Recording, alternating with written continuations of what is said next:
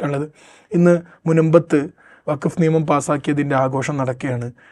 Thank you Modi എന്നാണ് അതിന് പേരിട്ടിട്ടുള്ളത്. അതിൽ കേന്ദ്രമന്ത്രി ന്യൂനപക്ഷ മന്ത്രി കിരൺ റിജിജു പങ്കെടുക്കുകയാണ്. ഇതിനു മുമ്പുള്ള ഒരു പ്രസ് കോൺഫറൻസ് ഇപ്പം നടക്കുന്നുണ്ടായിരുന്നു. അതിൽ അദ്ദേഹം പറയുന്നത്, അദ്ദേഹത്തോട് ചോദിക്കുന്നുണ്ട്, മാധ്യമപ്രവർത്തകർ ചോദിച്ചു മുനമ്പത്തെ വിഷയം പരിഹരിക്കാനുള്ള എന്ത് പ്രൊവിഷനാണ് പുതിയ വഖഫ് നിയമത്തിലുള്ളത്. അതിന് അദ്ദേഹത്തിന് കൃത്യമായി മറുപടി പറയാനാകുന്നില്ല. പകരം അതൊരു ലോങ് പ്രൊസീജിയറാണ്, കോടതിയിൽ ഫൈറ്റ് ചെയ്യേണ്ടി വരും എന്നുള്ള രൂപത്തിൽ തന്നെയാണ് സംസാരിക്കുന്നത്. മുനമ്പം നമ്മൾ ഒരു മറയാക്കി വെച്ചതാണെന്ന് പറയാതെ പറയാണോ കിരൺ റിജിജു ചെയ്യുന്നത്? മുനമ്പം മറയാക്കി വെച്ചതാണോ അതോ മുൻപത്തേരെ വെറുതെ പറ്റിച്ചാണോ എന്നുള്ളത് വേറെ. മുനമ്പ് ഒരു മറയാക്കി വെച്ചതാണ്. അതായത് ഇങ്ങനെ ഒരു മറയാക്കല്ല, RSSൻ്റെ ഒരു പൊളിറ്റിക്കൽ പ്രോജക്റ്റാണ് വഖഫ് എന്ന് പറയുന്നൊരു സംഗതി ഇല്ലാതാക്കുക എന്നുള്ളത്. അതിൻ്റെ ഒരു എന്താ പറയുക, ഒന്നാമത്തെയോ രണ്ടാമത്തെയോ സ്റ്റെപ്പായിട്ട് ഇതിനെ കണ്ടാൽ മതി. അതായത് 2 സ്റ്റെപ്പെന്ന് ഞാൻ പറയുന്നതിൻ്റെ കാര്യം, ഒന്ന്, ഇപ്പോൾ വഖഫായിരിക്കുന്ന ഭൂരിഭാഗത്തിൽ വഖഫ് ബൈ യൂസർ എന്ന് പറയുന്ന സംഗതികളിൽ പലതും നാളെ മുതൽ ഈ നിയമം പ്രാബല്യത്തിലായി രജിസ്ട്രേഷൻ കംപ്ലീറ്റ് ആക്കുന്നതോടെ വഖഫ് പ്രോപ്പർട്ടി അല്ലാതായി മാറും. അതായത് ഇപ്പോൾ ഉള്ളതിൻ്റെ ഒരു രാജ്യത്താകെ ഉള്ളതിൻ്റെ ഒരു 40% വഖഫ് പ്രോപ്പർട്ടി എങ്കിലും, ഞാനൊരു ആവറേജ് കണക്കാണ് ഞാൻ പറയുന്നത്, എക്സാക്ട് കണക്കല്ല, ഒരു ഊഹം മാത്രമാണ് ഞാൻ പറയുന്നത്. ഒരു 40% വഖഫ് പ്രോപ്പർട്ടി എങ്കിലും വഖഫ് അല്ലാതായിട്ട് മാറും. അത് ഒന്നാമത്തെ ലക്ഷ്യം. രണ്ടാമത്തെ ലക്ഷ്യം, ഇനി അങ്ങോട്ട് വഖഫ് ചെയ്യുക എന്നുള്ളത് നിരുത്സാഹപ്പെടുത്തുക എന്നുള്ളതാണ്.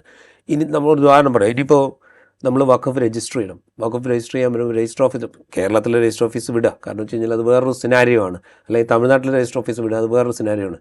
നമ്മൾ നോർത്ത് ഇന്ത്യയിൽ ഏതെങ്കിലും ഒരു രജിസ്റ്റർ ഓഫീസിൽ പോയിട്ട് ഞാൻ വഖഫ് ചെയ്യാൻ തീരുമാനിക്കുകയാണെന്ന് പറഞ്ഞാൽ നിങ്ങൾ പ്രാക്ടീസിങ് മുസ്ലിം ആണെന്നുള്ള തെളിവ് കാണിക്കാൻ പറയും രജിസ്ട്രാർ. നിങ്ങൾ പ്രാക്ടീസിങ് മുസ്ലിം ആണെന്ന് തെളിവ് കാണിക്കാതെ ഈ വഖഫ് പ്രോപ്പർട്ടി രജിസ്റ്റർ ചെയ്യാൻ പറ്റില്ല എന്ന് പറയും. ദാറ്റ് മീൻസ് ഇനി അങ്ങോട്ട് വഖഫായിട്ട് സ്വത്ത് രജിസ്റ്റർ ചെയ്യുക എന്നുള്ളത് പ്രാക്ടിക്കലി ഇമ്പോസിബിളായിട്ട് മാറും. അപ്പോൾ അതാണ് അടുത്ത ലക്ഷ്യവും. സാധാരണ ഇനി അങ്ങോട്ട് ഇപ്പോൾ ഉള്ളതേ ഉള്ളൂ, ഇപ്പോൾ ലീഗലി വഖഫായതേ ഉള്ളൂ, അതിൽ തന്നെ പകുതിയോളം നമ്മൾ ഒഴിവാക്കി കളഞ്ഞു. ഇനി അങ്ങോട്ട് വഖഫായിട്ട് രജിസ്റ്റർ ചെയ്യുന്നത് പരമാവധി അവസാനിപ്പിക്കുകയും ചെയ്യുന്നു. അപ്പോൾ ആ ലക്ഷ്യം അത് ഏതാണ്ട് പൂർത്തിയാക്കി കഴിഞ്ഞാൽ അതിനൊരു മറയായിട്ട് അതിൻ്റെ പ്രൊപ്പഗാൻഡയ്ക്ക് വേണ്ടിയിട്ട് മുൻപ് അവർ ഉപയോഗിച്ചിട്ടുണ്ട്.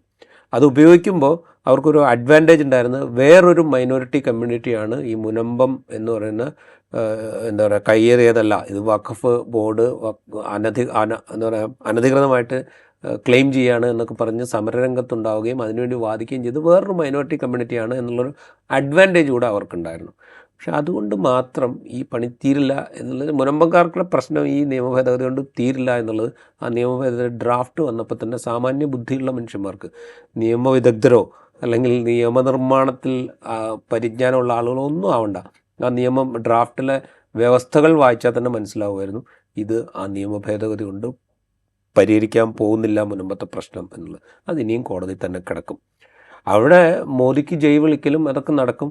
അതുകൊണ്ടുണ്ടാകുന്ന പൊളിറ്റിക്കൽ ബെനിഫിറ്റ് BJPക്ക് ഉണ്ടാവുകയും ചെയ്യും, സംശയമൊന്നുമില്ല. കുറച്ച് കാലത്തേക്ക് ഉണ്ടാവും, സംശയമൊന്നുമില്ല. പക്ഷേ യഥാർത്ഥ പ്രശ്നം എന്താണെന്ന് മുനമ്പത്തുകാരും മനസ്സിലാക്കാൻ പോകുന്നു ഒരുപക്ഷെ ഇതിന് ശേഷമായിരിക്കും എന്നാണ് എനിക്ക് തോന്നുന്നത്.